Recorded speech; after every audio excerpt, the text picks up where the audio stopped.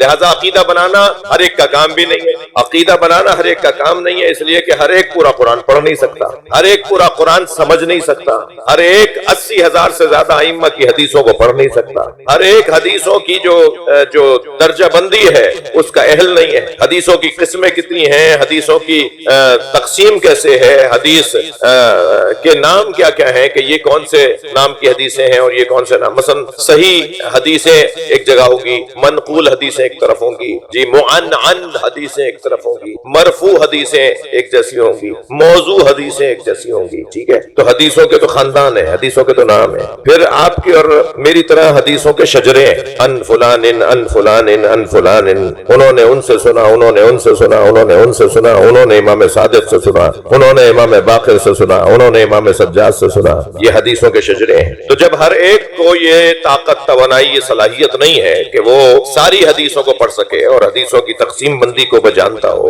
علوم حدیث کو جانتا ہو، قرآن کی تفسیر اس نے مختلف پہلوؤں اور زاویوں سے پڑھ لی ہو، تو عقیدہ بنانا بھی اس کا کام نہیں۔ عقیدہ جو آج ہمارے پاس عقائد ہیں، میں آپ سے عرض کر رہا ہوں، جو آج ہمارے پاس عقائد ہیں نا، توحید، عدل، نبوت، بولیے امامت، قیامت، پھر اسی طرح فروعات دین، نماز کے بارے میں جو ہمارا خیال اور ہمارا نظریہ ہے، روزے کے بارے میں، حج کے بارے میں، زکوٰۃ کے بارے میں، خمس کے بارے میں، جہاد کے بارے میں، امر بالمعروف نہی عن المنکر کے بارے میں، تولی تبرع کے بارے میں، ٹھیک ہے؟ مثال کے طور پر ولایت مولا علی کے بارے میں، مثلا عزاداری کے بارے میں، مثلا عقیدہ ظہور امام زمانہ کے بارے میں، یہ جو ہمارے مسلمات ہیں نا، ان سب کے اوپر آج سے کوئی کام نہیں ہو رہا۔ دین کوئی کل تو نہیں آیا ہے، مذہب کوئی کل متعارف تو نہیں ہوا ہے، 1400 سال پہلے سے کام ہونا شروع ہوا اور مسلسل اس موضوع پر محنتیں ہوتی رہیں اور الحمدللہ مسلمہ عقائد روشن ہیں۔ ایسا نہیں ہوگا کہ کوئی نئی بات ہو رہی ہوگی۔ بہت سارے ایسے سوالات ہمیں ان کا سامنا کرنا پڑتا ہے کہ مولانا یہ میرے ذہن میں سوال آیا، تو مجھ جیسا ایک کمزور طالب علم بھی بتا سکتا ہے بھائی یہ تمہارے ذہن میں سوال نہیں آیا، یہ سوال تو 200 سال پہلے کسی کے ذہن میں آیا تھا، جس کے 4 جوابات اب تک آ چکے ہیں، اس کے اوپر 5 کتابیں اب تک لکھی جا چکی ہیں، ہاں تم نے بھی کہیں سن لیا ہوگا اور تم کہہ رہے ہو میرے ذہن میں سوال آیا۔ یہ تمہارے ذہن میں سوال نہیں آیا، یہ سوال پرانا ہے اور اس سوال پر بہت زیادہ کام بھی ہو چکا ہے۔ تو یہ پوری ایک بحث ہے، بات ہے کہ ہمارے جو عقائد ہیں، تو عقیدہ ایک آیت سے نہیں بنایا جاتا۔ میں اپنے نقطے پہ پلٹ کر آ گیا، عقیدہ ایک آیت سے نہیں بنایا جاتا۔ قرآن پورا پڑھیں گے، ساری حدیثیں پڑھیں گے، تب جا کے عقیدہ منظم ہوگا، نظریہ منظم ہوگا۔ ایسا ہوتا ہے، ممکن ہے کوئی جوان مجھ سے بعد میں یہ پوچھ لے کہ مولانا بس جو عقائد بن گئے ہیں کوئی اور عقیدہ نہیں بن سکتا؟ نہیں بن سکتا ہے، نظریات بن سکتے ہیں۔ کیا معلوم کہ کسی ایک نقطے کی طرف اب سے چند سو سال پہلے توجہ نہیں ہوئی، آج توجہ ہوئی ہے، اس پہ کام ہوگا، محنت ہوگی، دلائل کو جمع کیا جائے گا، استدلالی بحثیں کی جائیں گی، علمی مقالے لکھے جائیں گے، اس کے بعد شاید کچھ مدت کے بعد اس بات کا اظہار کیا جائے کہ بھئی یہ طے شدہ ہے، یہ طے شدہ ہے، جس پہ قرآن کی آیات ہیں اور جو قرآن کی آیات اس کے خلاف ہیں ان کا بھی حل نکال لیا گیا ہے، جی ان کا بھی حل ہے۔ تو قرآن میں 2 طرح کی آیتیں ہیں، اگر بہت زیادہ خشک گفتگو نہ ہو گئی ہو تو ایک سلوات پڑھ لیں۔ ایک آیات متشابہات اور ایک پہلے آیات محکمات اور دوسری اخر متشابہات۔ دوسری قسم کی آیات کیا ہیں؟ متشابہات، جن کے دلوں میں زنگ لگا ہوا ہے، جن کے پہلے سے دل ٹیڑھے ہیں، جو پہلے سے ہی بدنیت ہے، جن کی نیت پہلے سے ہی خراب ہے، جو دین میں آئے ہی منافقت کی بنیاد پر ہے، جن کا کام ہی فتنہ پھیلانا ہے، وہ متشابہات کی پیروی کرتے ہیں اور پھر متشابہات کو کوئی نہیں جانتا۔ وما يعلم تاویلہ الا اللہ، اللہ جانتا ہے کہ ان متشابہات سے مراد کیا ہے۔ اور وَرَاسِخُونَ فِي الْعِلْمِ، اور وہ جانتے ہیں جو علم میں اترے ہوئے ہیں۔ تو کم سے کم وہ اللہ تو نہیں ہے نا، صلوات پڑھے گا محمد و آل محمد۔ کم سے کم یہ تو طے ہو گیا کہ قرآن کی آیات متشابہات کو بھی اگر کوئی جانتا ہے تو اللہ جانتا ہے، یا وہ جانتے ہیں کہ جو راسخون فی العلم ہے، اور راسخون فی العلم 1 سے زیادہ ہے، 2 سے زیادہ ہے، 3 سے زیادہ ہے۔ راسخون فی العلم، ائمہ اہل بیت اپنے سینے پہ ہاتھ رکھ کے فرماتے ہیں نحن راسخون فی العلم، ہم ہی علم میں اترا ہوا خاندان ہے، ہم بتائیں گے کہ کس آیت کا کیا مطلب ہے۔ تو اب اگر قرآن مجید میں ایک آیت ایسی ملی ہے کسی کو، یا چند آیتیں اس مضمون کی ملی کہ قرآن یہ کہہ رہا ہے ایاک نعبد و ایاک نستعین، ہم تیری ہی عبادت کرتے ہیں تو تجھ ہی سے مدد مانگتے ہیں، وہ پورا قرآن پڑھیں تب عقیدہ ان کا منظم ہوگا۔ میں کہہ رہا ہوں پورا قرآن پڑھنا تو پھر بہت مشکل بات ہے، یہی سورہ پورا پڑھ لیں، روزانہ پڑھتا ہے نا عالم اسلام. یعنی طے ہے سنی شیعہ کے نزدیک کہ لا صلاۃ الا بفاتحۃ الکتاب، نماز جائز ہی نہیں ہے جب تک کہ اس نماز کے اندر سورہ فاتحہ نہ پڑھی جائے. سنی شیعہ دونوں سورہ الحمد کا پڑھنا واجب سمجھتے ہیں. یہاں نیت کر کے تکبیر کہی، نماز فجر کے لیے ظہر اثر مغرب عشاء کے لیے کھڑے ہوئے، تکبیر کہہ کر جو بسم اللہ پڑھ کر پہلا سورہ پڑھنا ہے وہ سورہ الحمد ہے. پھر تمہاری مرضی ہے کہ تم دوسرا کون سا سورہ پڑھتے ہو،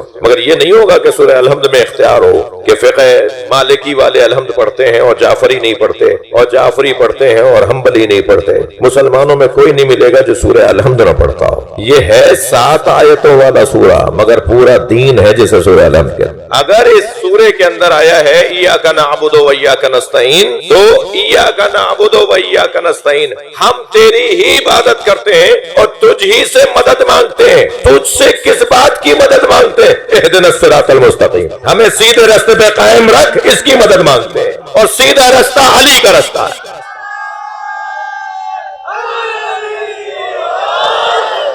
عجیب بات ہے، عجیب بات ہے. علی مانگ رہے ہو اللہ سے، ایاک نعبد و ایاک نستعین، ہم تیری ہی عبادت کرتے ہیں، تجھی سے مدد مانگتے ہیں. کیا مدد مانگ رہے ہو؟ کیوں مدد مانگ رہے ہو؟ کیا مانگ رہے ہو؟ اہدنا الصراط المستقیم، یا اللہ ہمیں سیدھے راستے پہ قائم رکھ. سیدھا راستہ ہے کیا؟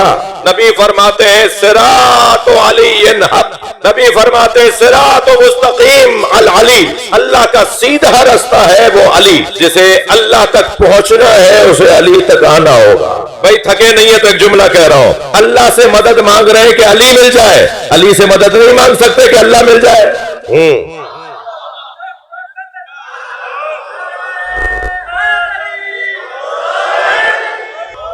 ایاک نعبد و ایاک نستعین اہدنا الصراط المستقیم، ہمیں سیدھے راستے پر قائم رکھ. کس کا راستہ؟ صراط الذین انعمت علیہم، ان کا راستہ جس پر تو نے اپنی نعمتیں نازل کی ہیں. غیر المغضوب علیہم، نہیں تولا ہو گیا تو تبرہ بھی ہوگا.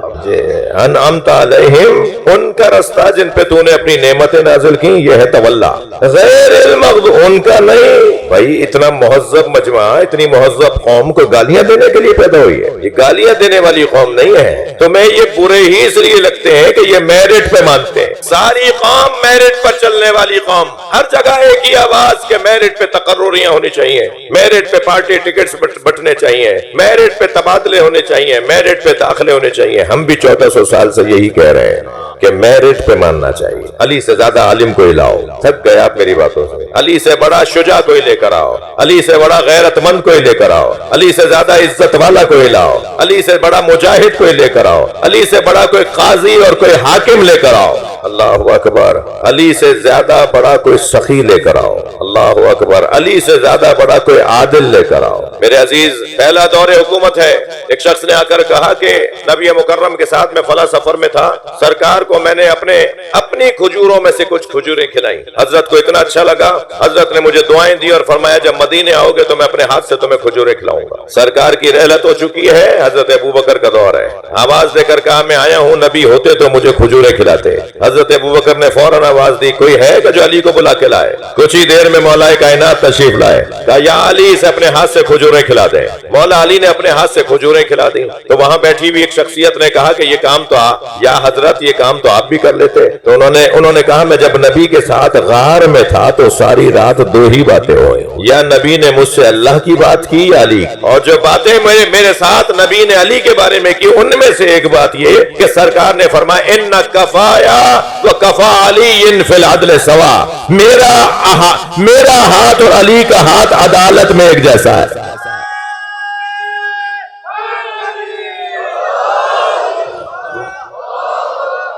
مل کر جواب دیجئے. اللہم صلی علی محمد. توجہ کر لیا آپ نے؟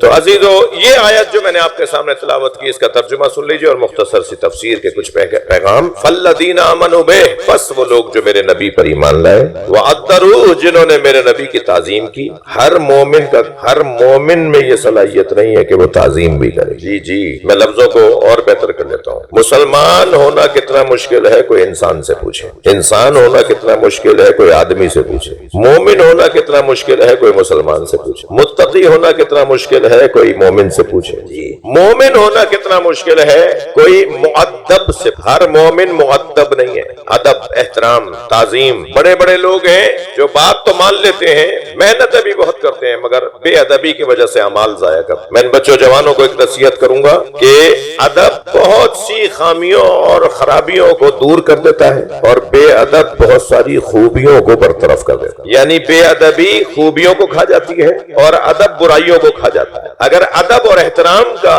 جذبہ اور طریقہ رہے تو بہت ساری برائیوں کا ازالہ ہو جائے گا, اور بے ادبی اگر ہے تو بہت ساری نیکیاں ضائع ہو جائیں گی. تو ادب, تعظیم, ادب. وہ لوگ کہ جو میرے نبی پر ایمان لائے اور وہ لوگ جنہوں نے میرے نبی کی تعظیم کی, یہ اور زیادہ مشکل کام, ایمان سے زیادہ مشکل ہے. وہ نصروہ, جنہوں نے میرے نبی کی مدد کی, یہ اس سے زیادہ مشکل ہے. واتبعوا نور الذی انزل معہ, اور وہ لوگ کہ جو اس نور کی اتباع کرتے ہیں جو نبی کے ساتھ نازل ہوا ہے.